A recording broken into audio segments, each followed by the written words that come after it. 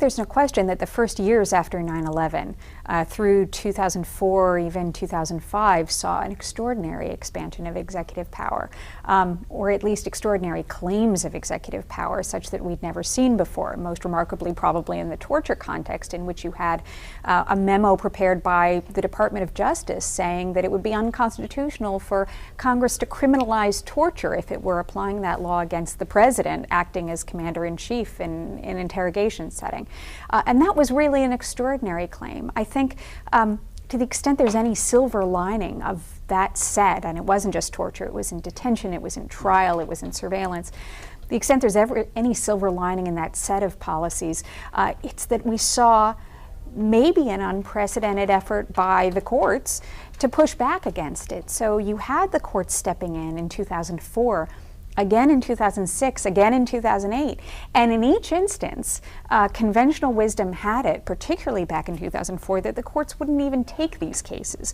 The Supreme Court wouldn't touch the question of whether or not the president could detain an American citizen as an enemy combatant. The court wouldn't touch the question of whether it had jurisdiction over what was going on at Guantanamo Bay.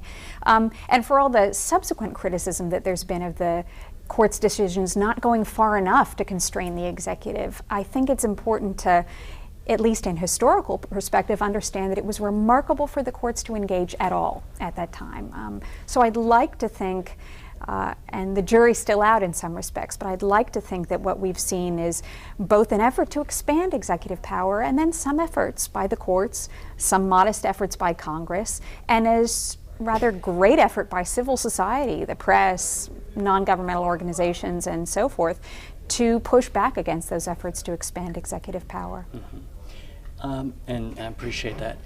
But beyond thinking about the impact on our law, I guess we must also remember the great loss of human life on that day. I was thinking about it actually just the other day. I just started a new job in Manhattan, in the Village, and as I was looking out at my new law students, most of whom are 23 years old or so, I was thinking that many of them come from Manhattan. 10 years ago they were 13.